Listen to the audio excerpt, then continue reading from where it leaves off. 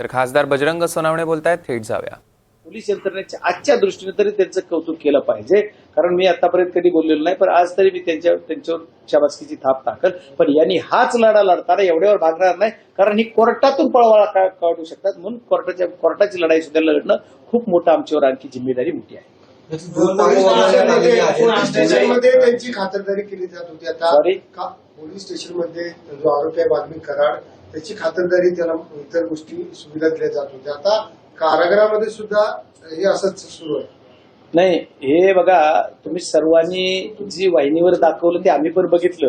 कारण मी काय police station सीआयडीच्या कस्टडीमध्ये असताना त्यांना काय ट्रीटमेंट दिली जात होती बघायला मी काही गेलो नाही किंवा काही नाही.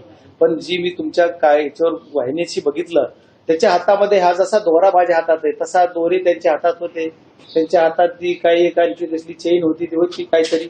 मग एखादा साधा आरोपी एकूण एकाचे थोडे जरी बांधावरलं भांडण झालं आमच्या ग्रामीण भागात म्हणा, किंवा एखाद्या शहरात म्हणजे छोट्या आमच्या टाउन मध्ये एखादं काही बोलाबोलीचं भांडण झालं, जरी लॉकअप मध्ये टाकायची वेळ आली कायद्याप्रमाणे, तर एखाद्या साध्या आरोपीला सुद्धा टाकताना त्याचा करदोडा काढला जातो, त्याची एक चेन काढली जाते गळ्यातली हातातली सगळी. मग याला का ठेवली? याचा अर्थ काय? व्हीआयपी ट्रीटमेंट दिली. तर ही पोलीस यंत्रणेने दिली असेल, त्यांच्यावर मी थोडाफार दबाव असेल असं समजू आपण. कारण त्यांनी ते त्यांच्या तपासात त्यांनी दिली असं मान्य तर त्याच्यानंतर काही माझ्याकडे व्हॉट्सअप चॅट्स पण आहेत, काही माझ्याकडे पुरावे आलेले आहेत की तुम्ही कारागृहाच्या बाबतीत बोलताय.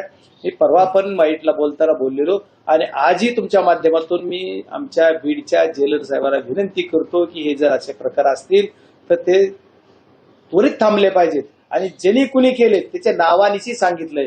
परवा एक आमचा सरपंच बीड तालुक्यातला दादासाहेब यांनी तर नावानिशी सांगितलेले, कोण काहीतरी कर्मचारी आहेत ते मुंडे कोण, हे 2-4 कर्मचारी, या कर्मचाऱ्यांनी सुद्धा त्यांना मदत केली. सीसीटीव्ही फुटेज त्याचे बघा म्हणून सांगितलेलं.